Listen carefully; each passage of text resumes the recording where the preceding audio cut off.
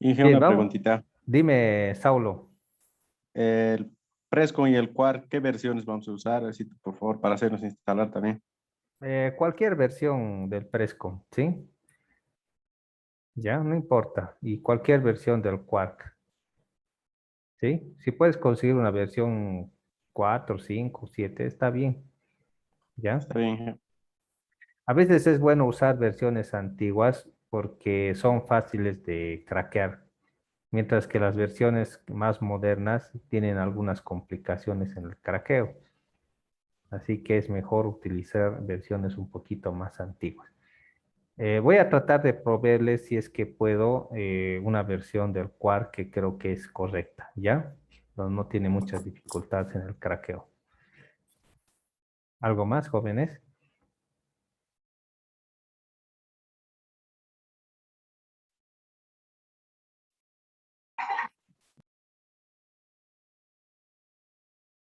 Ya. Bien. Empecemos con la materia. Y el primer tema que vamos a ver tiene que ver con la organización de la obra, ¿ya? Entonces esto lo vamos a pasar rápidamente y vamos a avanzar y tratar de compartir algunas cosas y es muy importante también que ustedes se puedan aportar, ¿no? Bien. Algo que es importante y es una verdad fundamental es que la construcción, si hablamos del rubro de la construcción, es una actividad muy importante porque está directamente relacionada con el desarrollo económico de un país. ¿Por qué? Porque la construcción está directamente relacionada con el desarrollo de un país. ¿Cuál es la razón? ¿Qué dirían ustedes?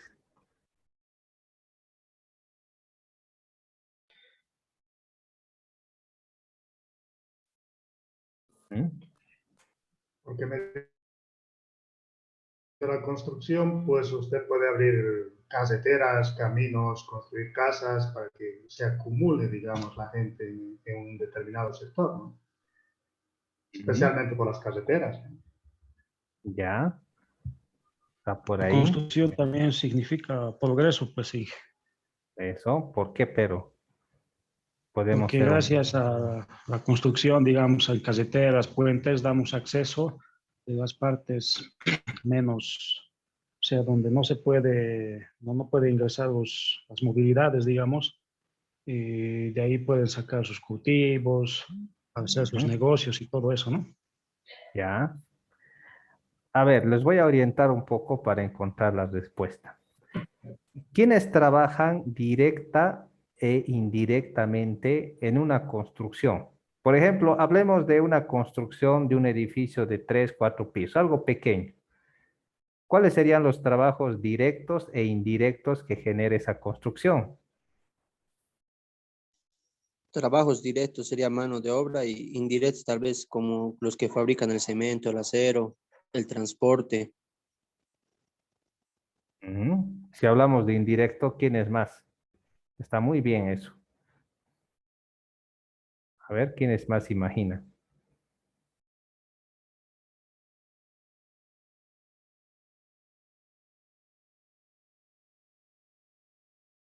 ¿Mm?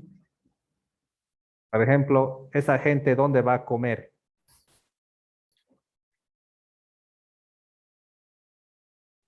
¿Mm? Los albañiles, Inge, a las pensiones. Claro, hay pensiones En cerca, el ¿no? catering, ¿Mm? en el Ahora, catering. En ujú, los chucuchucos. o sea, Chupi, chupi. genera comercio, ¿no? Y ustedes que han estado en una obra, ¿cuándo ha sido el día que no se compra Coca-Cola, no se compra esto, el otro, ¿no? Llega el gerente a ver la obra y ¿qué hace? Ya, toma. Coca-Cola, Inge. Ujú, Piccho, Inge, más que todo se compra. eso. Entonces, es algo común, ¿no? Después de una vaciada, comprar alimentos, algún tipo de bebida, bien, ¿no? Como agradecimiento. A veces el gerente visita la obra y se hace querer, ¿no? Toma 20 pesos, vaya a comprar Coca-Colas o refrescos. Los mismos vecinos también compran, ¿no? Un paquete de gaseosa para los trabajadores cuando se está haciendo pavimento rígido. O sea que una construcción no solamente significa trabajo para los albañiles y demás personal, la empresa y demás, sino que también genera empleos indirectos. La vendedora, el comerciante, hay mucha gente que también gana, ¿sí? Gana de una construcción. Ahora, si la construcción es muy grande, también genera muchos empleos indirectos. Por eso decimos que cuando hay construcción, hay movimiento económico. Entonces, la construcción se para, entonces los ingresos económicos de mucha gente también se paralizan. No funciona la ferretería, no funciona esto ni el otro y no hay movimiento económico.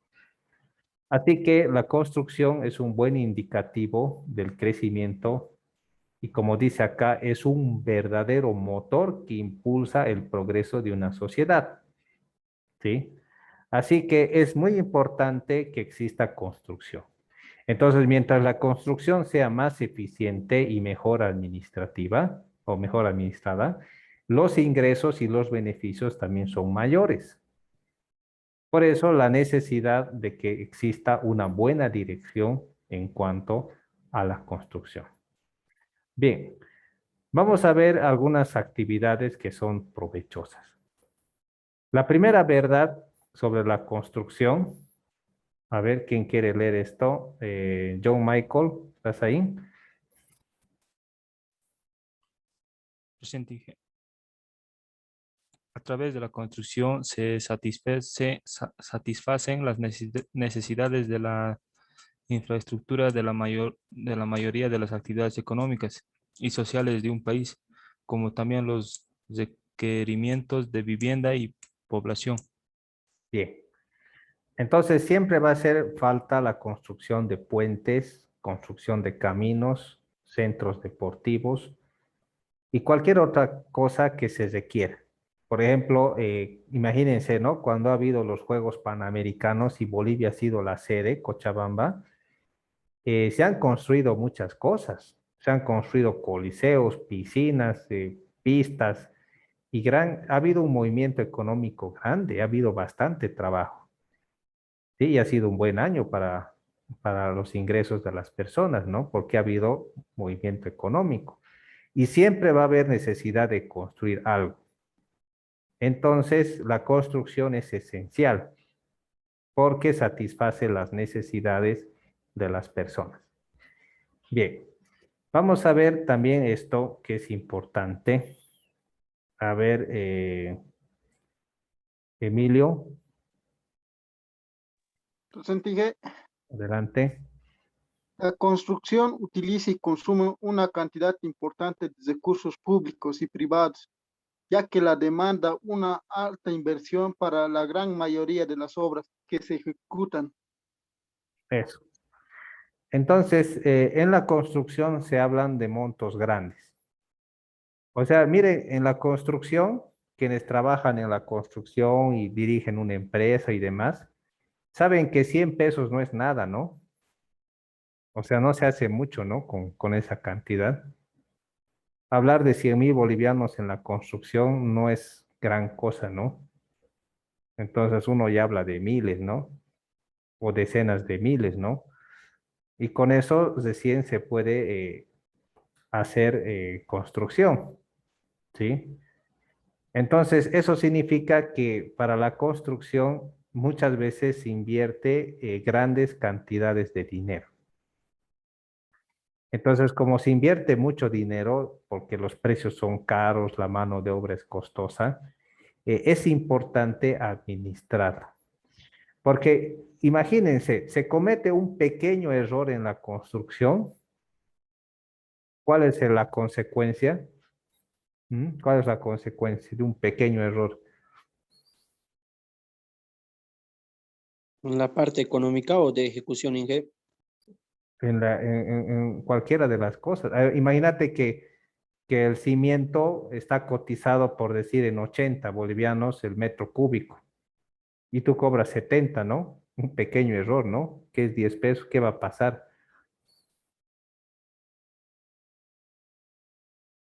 ¿Mm? Entras en quiebra y Es un pequeño error, ¿no? O sea que un pequeño error en la construcción implica un daño económico. Por decir, has preparado mal la mezcla y todas las columnas que has vaciado, digamos 16 columnas en la planta baja has vaciado, no cumplen la resistencia.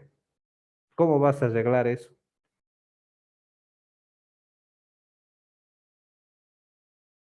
¿Cómo arreglas eso? ¿Qué método vas a usar? ¿Qué ecuación? ¿Qué aditivo? Se debe demoler nomás, sí, y volver a hormigonar, Eso. ¿no? La supervisión te dice, demuela y haga de nuevo, ¿no? Y una llamada de atención de esas, ¿no? Y eso Sí, sí. va por tu cuenta, ¿no? Claro, Puedes, es pérdida ya. puedes echarle la culpa al operador de la mezcladora, a los albañiles. No, no. pues es una mala supervisión, ¿no? O Sí, ¿cómo se dice? del encargado, pues, ¿no? Del encargado, del capataz y del residente más que todo. Eso. Entonces, como se manejan importantes cantidades económicas, es importante que se supervise bien y se tenga un buen control, ¿no? Por eso la necesidad de que la construcción esté supervisada y no se haga a la casualidad, ¿no? O guiado simplemente por la experiencia de los albañiles y demás, ¿no? Tiene que ser supervisada. Veamos otro punto. Este de acá, a ver, David Pérez, ¿estás ahí? Sí, Inge. Adelante. La construcción es una fuente importante de trabajo en lo que se refiere a la mano de obra calificada, ingenieros, geólogos, topógrafos y mucho más, como la mano de obra no calificada, albañiles, peones y cerrajeros. Eso. Entonces, hay una diferencia entre lo que es mano de obra calificada y la no calificada, ¿no?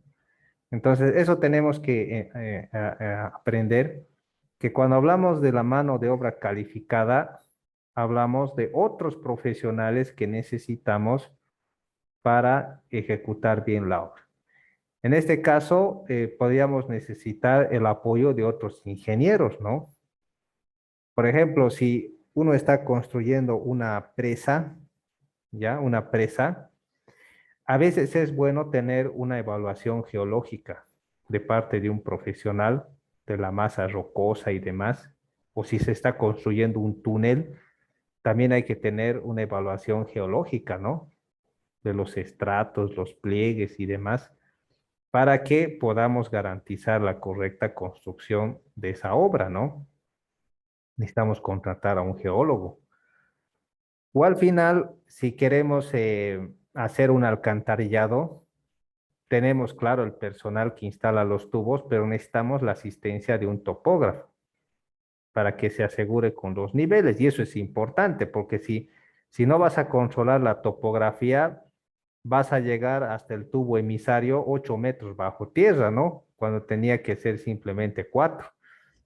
Y eso ya no vas a poder arreglar tan fácil, ¿no? Entonces es necesario la asistencia de otros profesionales, ¿no? Bien, también está lo no calificada, los albañiles, peones y demás, que son parte importante, ¿no? Dentro de la construcción, porque si no tienes a este personal, no puedes ejecutar la obra, ¿sí? El gerente y sus administradores no van a trabajar clavando ni cavando, necesitan la parte no calificada para ejecutar la obra. Entonces es importante que se pueda organizar a todas estas personas a fin de que puedan realizar un trabajo eficiente. Eso es importante. Bien.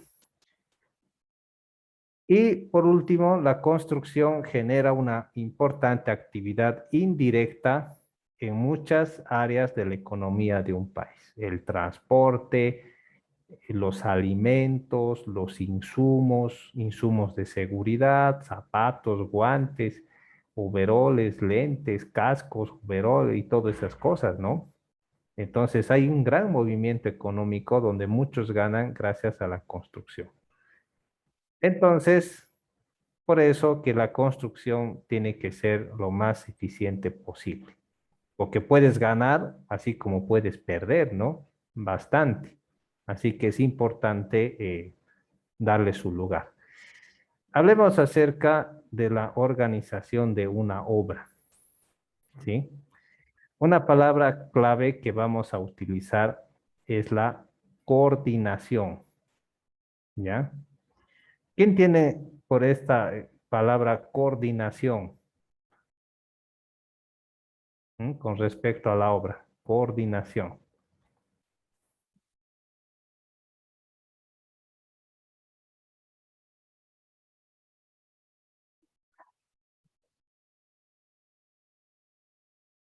¿Mm? ¿Quién tiene por coordinación?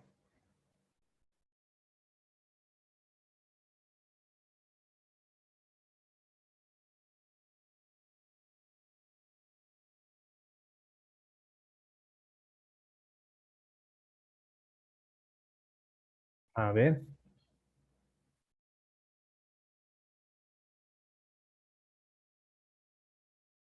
Ahora, imagínense las consecuencias de la falta de coordinación. A ver, podríamos empezar de ahí. ¿Cuáles serían las consecuencias de la falta de coordinación? Mala ejecución de la obra, Inge. Ujú. Mala ejecución. No solo eso, ¿no? Sino que más.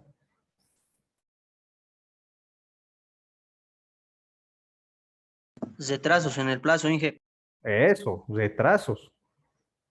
Y podría la falta de coordinación ocasionar daños económicos en una obra. Sí, Claro, por supuesto, ¿no? Imagínate que se ha planeado la vaciada para el 15 de agosto, ¿no? Y el capataz está trabajando, ¿no? De acuerdo a esa fecha. Y resulta que por falta de coordinación, la compra de cemento no llega para el 15 de agosto, sino para el 16, 17, ¿no? O más allá, ¿no? Entonces, ¿qué es lo que vas a tener? Es gente parada, ¿no?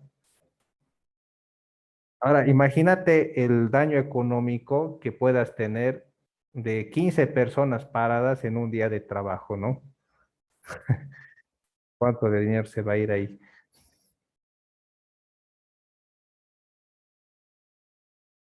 ¿Mm? Les digo la verdad que por lo menos se van a ir 2.000 bolivianos, ¿no? Por día parado, ¿no? Y de gente parada. Y por no estar parados, les pones a cortar el pasto, les pones a limpiar, pero eso no resulta en producción, ¿no? De la obra. Porque no puedes despacharlos, ¿no? Porque al final es su trabajo y no tienen la culpa, ¿no? De la falta de coordinación. Entonces, para el 15 de agosto no llega la arena, no llega el cemento, o no hay agua, o se ha coordinado mal la entrega de los mixers, solamente han venido 6 mixers y necesitábamos 12 mixers, solo han mandado 6 y ha habido gente parada. Así que hay pérdida, ¿no? ¿Y qué decir de los equipos, no? Por ejemplo, una motoniveladora, ¿con qué equipo más trabaja? ¿En compañía de qué equipo más trabaja una motoniveladora? ¿A quién necesita para trabajar? ¿Mm? ¿Con qué otro equipo trabaja una motoniveladora? Con una volqueta para que traiga el material. No, no es Camión necesario. aguatero y el compactador. Eso, el camión aguatero. Ahora, si tú no mojas en la plataforma para empezar a mover el material, ¿qué va a pasar si no mojas? ¿Dónde está el Elmer? Mucha polvadera y mala compactación. Eso, o sea, bueno, cuando empiezas a mover el material, en primer lugar, el material está muy suelto y todo se va a segregar. El fino se va a ir, o sea que es todo un desastre y además, aunque ustedes no crean, es más duro el suelo, ¿sí? Más daño a la máquina, a veces la cuchilla lo rompes, ¿sí? De la moto porque lo has metido así en seco. Jorge, ¿querías decir algo? No, no, no, ingeniero. Lo que pasa es que están mal los datos en internet. Ya, no te preocupes, está bien.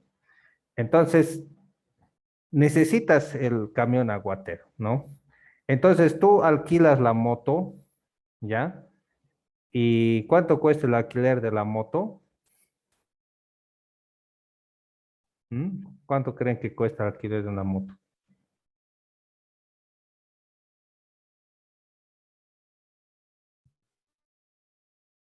115 bolivianos la hora. Oh, perdón, 165 bolivianos más o menos ahora. Eso te cobra una gallina, Jorge, ¿no? 200 y tantos, ¿no? La gallina. $50 es. Una moto, por lo menos, está por los 300 para arriba, ¿no? La hora, ¿no? Entonces, imagínate, traes la moto y empieza a trabajar y el operador te dice, falta agua, ¿no? Y tienes razón, ¿no? Y no va a querer trabajar porque no quiere dañar la moto ni la plataforma. Así que se para, ¿no? Y camión aguatero, no hay. Hay que ir a buscar y hasta mientras la moto está parada y te cobran el precio improductivo, ¿no? Porque el alquiler te cobra el precio productivo que es del orómetro, ¿no ve? Lo que marca el orómetro. Y el dueño de la moto te cobra el precio improductivo, o como ellos lo llaman, el stand-by. Es así, ¿no ve?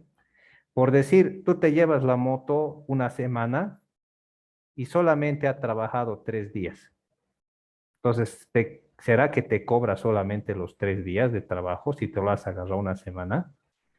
Se paga de la semana y Eso. Pagas los 3 días el precio productivo, los 300 por hora, y del resto del tiempo, de 8 horas de trabajo, pagas el stand-by, que es un precio improductivo, ya que puede ser $15, $20, es un acuerdo ya. Pero al final terminas pagando, ¿no? Por lo que está trabajando y lo que está parado, ¿no? Así es el contrato, ¿no? De alquiler. Entonces, el hecho de que tú te atrases en la cisterna y no coordines, entonces ocasionas de que otros equipos se paren y se para la obra y ya es un daño directo en sentido económico. Y como dijo algunos de sus compañeros, puede que a veces la falta de coordinación pueda ocasionar que la obra se ejecute mal. Imagínate que estás vaciando, han venido los mixers, no puedes decirles que se vayan y no has coordinado con el personal. Estás con 12 personas cuando necesitabas más de 20. Entonces, las 12 personas trabajan como burros haciendo lo que pueden y al final no alcanzan y la obra sale mal, sale chueco, que se ha secado muy rápido esto, que no han podido frotachar aquí y se hace un mal trabajo. Así ha pasado en algunos pavimentos rígidos. No había suficiente personal, han hecho lo que han podido y ha salido todo un desastre, ¿no? Bien. Entonces, eso pasa por la falta de coordinación. Entonces, es importante que la organización de una obra esté lo que es la coordinación, ¿no? Bien, para eso es importante conocer algunos aspectos fundamentales.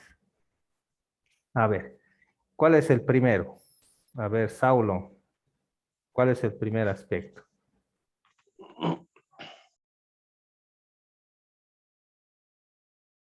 ¿Mm? ¿Qué dice ahí? Conocer qué actividad no se está desarrollando de acuerdo al programa. Eso. Entonces, si está todo bien coordinado, vas a saber y detectar qué cosas no has tomado en cuenta. ¿Sí? Y vas a ver si hay algún retraso, porque todo está coordinado. Está coordinado esto, el otro, y fácilmente te puedes dar cuenta algo que no se está haciendo bien, de acuerdo al programa. Y eso puede ocasionar, como decimos, pérdidas. Entonces, inmediatamente se puede detectar un problema y se puede corregir. Supongan esta situación, ¿no? Todo está coordinado, planificado, se está preparando hormigón en un mixer, ¿sí? Pero resulta que la calle donde se va a vaciar el mixer eh, es muy angosta. Simplemente había sido de 4 metros y se han hecho las cunetas y resulta que el mixer no puede entrar. Así que se tiene que vaciar el contenido del mixer en carretillas y llevar. Y eso toma bastante tiempo, cosa que no estaba planificado. ¿Sí? Entonces, ahí se está detectando una actividad que está ocasionando un retraso y una pérdida, ¿ya? Porque no habías planificado tener tantas carretillas, ni siquiera el personal para el acarreo. Y la producción en plantas se está retrasando, o hay gente parada y eso ocasiona pérdida. Entonces se puede detectar esa actividad y tomar una decisión para corregirla. Entonces, si está todo planificado y coordinado, entonces fácilmente pueden saltar las cosas que no están saliendo bien, porque al final alguien va a preguntar, ¿y cuántos mixes han vaciado? 2, pero si estaba planificado vaciar 6, ¿qué ha pasado? Es que no entraba el mixer y hemos tenido que carretillar, ya, entonces aquí hay un error, ¿no? Hay que corregir. Y se pueden hacer los ajustes que hagan falta. Quizás parte del personal en planta se va a losa donde se necesita más carretilleros y de esa forma se puede aprovechar mejor el tiempo, ¿sí? También cuando está planificado es posible tomar decisiones, ¿sí? En el momento. Se puede decir, muy bien, hay que parar la producción porque se requieren hacer algunos cambios. ¿Qué tal si el mixer tiene que subir una cuesta? ¿Sí? Una cuesta y resulta que el camión cargado con los 6 o 7 cubos es muy pesado como para subir la cuesta. Entonces hay que tomar una decisión. Entonces lo que vamos a hacer es solo preparar medio camión porque si no el camión no sube la cuesta. Entonces se tiene que tomar una decisión rápida, ¿no? Y también tiene que haber cierto orden. Cuando está todo coordinado, por decir, la preparación de hormigón empieza a las 7. Para eso tiene que estar el operador de la pala, el chofer del mixer y el personal encargado. A las 7 se empieza a preparar mezcla y ellos ya tienen que estar 6:30 allí, bien desayunados y listos, ¿no? Para empezar el trabajo. Entonces, para eso se necesita hablar y poner cierto orden. Y ahora, si, digamos, está todo listo y el operador llega a las 8, porque a las 8 es mi horario de trabajo, ¿no? Y no empieza a las 7, entonces se tiene que colocar cierta disciplina ahí, ¿no? Para que eso no vuelva a pasar y no pueda retrasar el trabajo. Entonces, tener una buena planificación implica de que se puedan subsanar cualquier problema y se puedan corregir cosas que puedan afectar directamente con la producción y la parte económica de una obra. Así que es importante planificar y coordinar las cosas con anticipación y no dejarlo a la casualidad, ¿no? A lo que venga el día, ¿no? Para eso el primer concepto que vamos a ver es el plan de trabajo. Vamos a ver qué es un plan de trabajo. A ver, leamos estos dos párrafos. A ver, Rosa Isabel, ¿puedes leerlo, por favor? Plan de trabajo. Un plan de trabajo es un conjunto de programas detallados que determina el orden, los métodos de construcción y la organización que se dispondrá para la ejecución de las obras. En otras palabras, es un instrumento que permite planificar en cada etapa de la obra cuándo, con qué y cómo se ejecutará. El estudio del plan de trabajo se realiza previo a la confección del presupuesto de la obra y la iniciación de los trabajos. El objetivo es el de evitar que durante la construcción deba improvisarse sobre qué parte de la obra debe iniciarse en ese momento, con qué equipo o herramientas se va a ejecutar, qué operarios se destinarán a la obra, quién será el responsable y cuáles son sus atribuciones.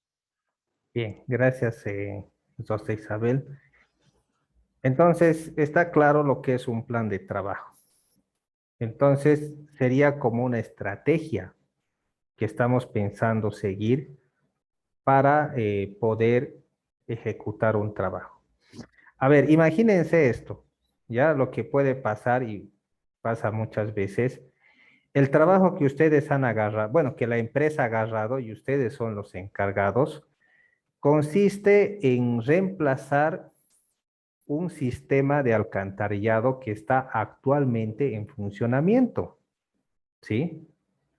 Entonces, el sistema que está actualmente en funcionamiento tiene tubos de concreto, un sistema de más de 20 años, y tienen que construir un nuevo sistema para que la gente pueda utilizar ese sistema. Bien, entonces, algunas preguntas. ¿Cuánto tiempo puede durar la construcción de un alcantarillado más su planta? A ver, ¿cuánto tiempo se imagina?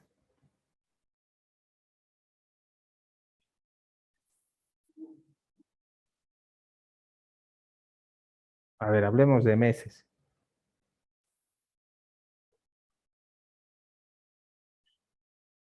¿Mm? ¿Cuánto tiempo se imagina?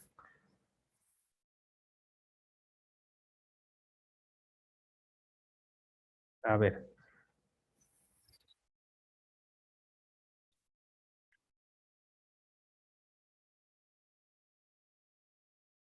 ¿Qué dices, Jorge?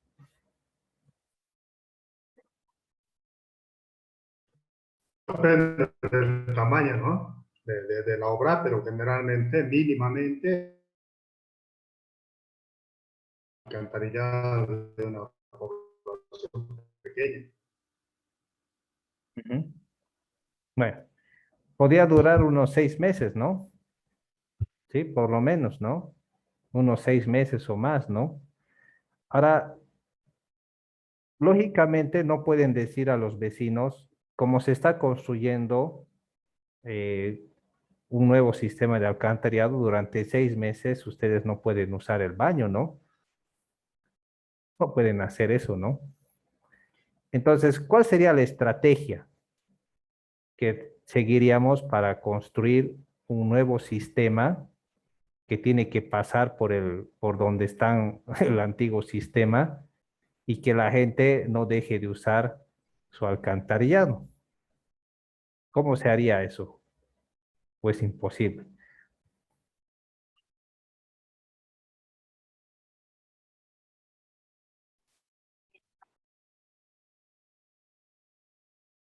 Sin interrumpir el servicio, Inge. Sí, sin interrumpir Sincronizar una red secundaria, ¿no? eso. Podríamos empezar construyendo una red secundaria y se podría empezar desde la planta, ¿no? Mientras se esté construyendo la planta, se esté construyendo una red paralela sin afectar la red antigua hasta llegar al punto de inicio de la red, ¿no?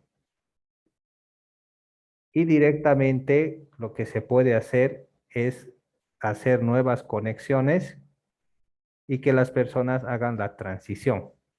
Entonces, cuando ellos hagan la transición por sí mismos, van a dejar de usar el baño y van a usar la nueva red y ya la nueva red va a estar lista en funcionamiento para que hagan la transición, ¿no? Entonces, se podría hacer eso, ¿no? Pero si simplemente les piden cambiar un tramo de algo que está en funcionamiento, se puede hacer algo paralelo con sus cámaras y se hace una conexión primero de la cámara antigua, de aguas abajo, y cuando esté todo bien conectado, recién se hace la conexión a aguas arriba y después se anula el tramo defectuoso. Entonces se puede hacer eso. Entonces la idea es tener una estrategia, o sea, una idea de cómo puedes hacer un trabajo sin afectar algunas cosas. Por ejemplo, cuando se hacen los puentes, ustedes han visto que antiguamente se utilizaban, bueno, se construían vigas postensadas de gran tamaño, ¿sí? Algunas tenían hasta 40 metros y casi 2 metros de altura, ¿no? Las vigas de puro concreto. Y el proceso de tesado de estas vigas se realiza en tierra, porque no puedes colocar la viga y después tesar ahí arriba, porque si no la viga se inclina y se parte. Ni siquiera te da tiempo para tesar. Así que tienes que tesar abajo cuando la viga está apoyada sobre el suelo. Y una vez que esté tesada, recién lo subes arriba y después terminas el tesado cuando empiezas a colocar algunas cosas que se quiere el puente, ¿no? Eso se llama tensiones diferidas.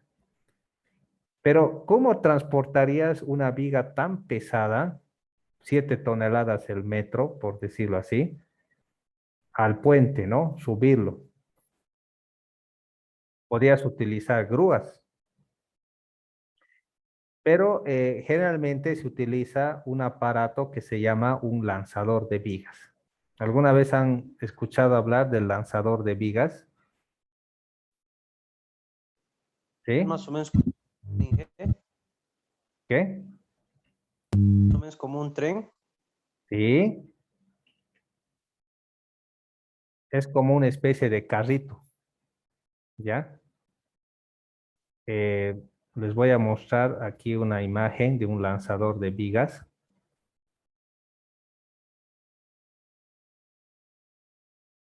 A ver, déjenme compartirles esto. ¿Ven ahí?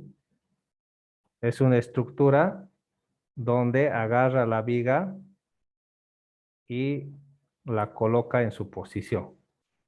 ¿Sí? Entonces, esta es una estructura o una máquina desmontable que se puede montar y esta es una especie de grúa que se encarga de lanzar las vigas, ¿no? Aquí también hay otra idea de un lanzador de vigas, que es una estructura adicional que se utiliza para colocar las vigas. Y en este caso está colocando vigas metálicas, pero esa es la idea, ¿no? Del lanzador de vigas. Entonces, eso podríamos decir de que es una estructura o una herramienta adicional que se ha pensado antes para poder construir la obra. Por ejemplo, si ustedes tienen la labor de construir una cancha de frontón, entonces calculan el costo del ladrillo, el costo del hormigón que se va a utilizar y otras cosas, ¿no? Pero adicionalmente, ¿qué se necesita para poder realizar bien el trabajo? Parte de estas cosas.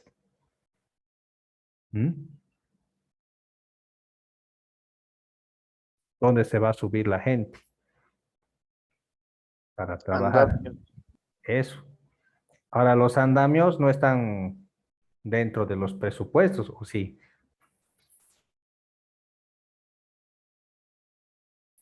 ¿Qué diría?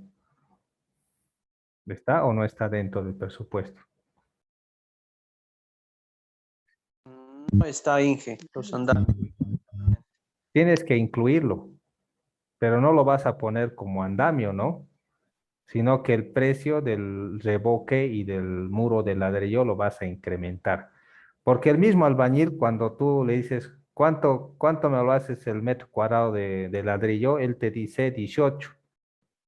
Pero si es de 2 pisos, no, eso te va a salir 25, o sea, más caro, ¿no? Es el mismo ladrillo, pero te sale más caro. Él mismo incrementa porque sabe que necesita alquilar andamio, sabe que necesita ayudantes, sabe que necesita otras cosas y eso incrementa los costos. Entonces, un plan de trabajo también implica no solamente planificar algunas herramientas que vamos a utilizar, sino algunos costos que pudieran estar implicados dentro del trabajo. Y eso se tiene que ver reflejado en el presupuesto de la obra. Porque si tú cobras el precio del muro de ladrillo como si fuera 18 pesos del frontón, entonces vas a perder, ¿no? Porque en primer lugar no es ladrillo soguilla, sino es muro de carga y eso cuesta mucho más caro, ¿sí? Entonces hay muchas cosas que se tienen que tomar en cuenta en un plan de trabajo y que muchas veces tienen que ir reflejadas dentro del presupuesto general de la obra, ¿sí? Entonces es importante tomar en cuenta esos detalles. Entonces es importante tomar en cuenta, como dice acá, coordinar de manera efectiva las distintas etapas de la construcción, ahora noten esto, en cuanto a continuidad y sistematización. Entonces la idea es menor costo. Entonces, si tú puedes economizar en el costo, ganas, ¿sí? Y eso consiste en la ingeniería. Entonces, en minimizar los costos, pero sin poner en riesgo la seguridad y la calidad de la obra. Pero si puedes bajar los costos, es mejor, ¿ya? Entonces, por eso estamos estudiando y nos dedicamos a estudiar ingeniería, porque estamos buscando ese fin, ¿no? Reducir los costos. Bien. Esto es importante. A ver, esta parte, vamos a leerlo. A ver, este lo va a leer.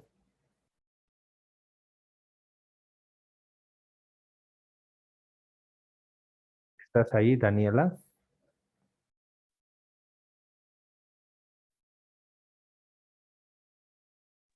Sí, ingeniero. Adelante. El plan de trabajo debe establecer las fechas en que los operarios, materiales y equipos deben llegar a la obra, fijar las normas para controlar los avances, rendimientos, costos, etc. Y de esta manera permitir saber si las obras están progresando de acuerdo al plan elaborado o no, para que en este último caso se efectúen los cambios o mejoras necesarias al programa de trabajo para recuperar el tiempo perdido o reducir los costos con el uso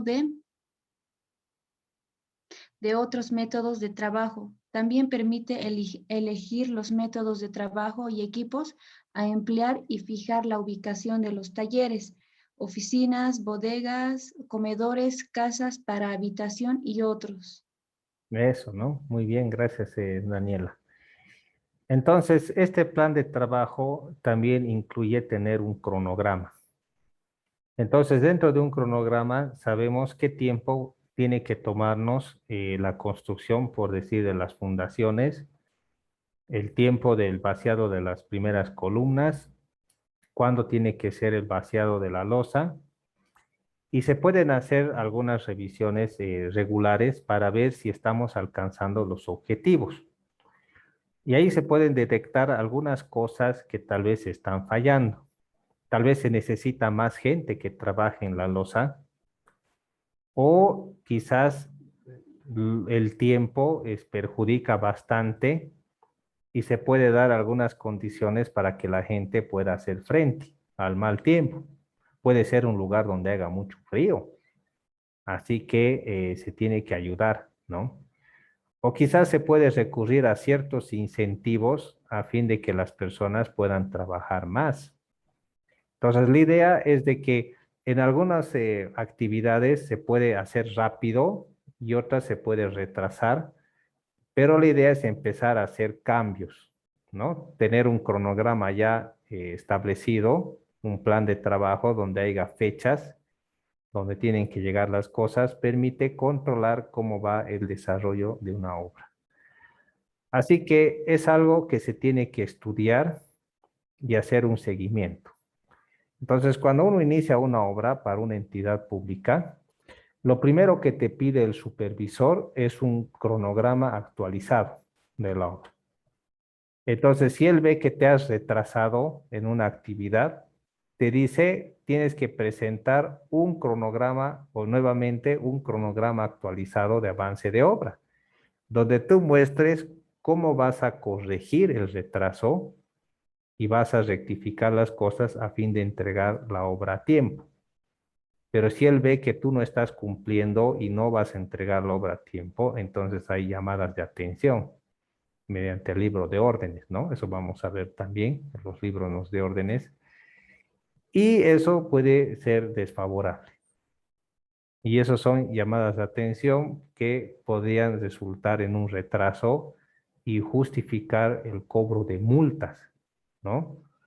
Entonces, cuando no se cumple un plan de trabajo y todo se sale fuera de control, porque a veces una empresa puede agarrar varias obras y no agarra el personal que pueda atender todas esas obras, sino que agarra una obra, hace un poquito y se va a otra obra que está más urgente y piensa avanzar mucho y después volver a la obra y después volver a otra y así, ¿no?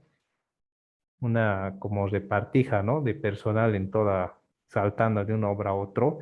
Y eso es una mala coordinación, ocasiona el retraso, ¿no? Y también el abandono de las obras y por supuesto eso es desfavorable, ¿no? Entonces eso no es una buena coordinación, ¿sí? No es seguir un cronograma adecuado. Así que es importante que se tomen medidas y se hagan las gestiones para que cosas así no puedan ocurrir. Entonces es importante tener un plan de trabajo que implique saber qué herramientas vas a utilizar, cómo vas a realizar los trabajos y también tener bien claro las fechas y los días donde se tienen que ejecutar los trabajos y tener todo lo que se requiere como para poder cumplir, ¿no? Con esas metas y esos plazos y hacer los cambios cuando se requiere. Bien, jóvenes, saquemos una evidencia, por favor. No sé si pueden prender sus cámaras.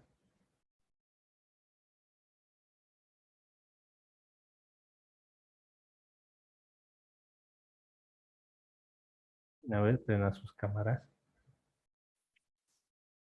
Denme un momento, por favor.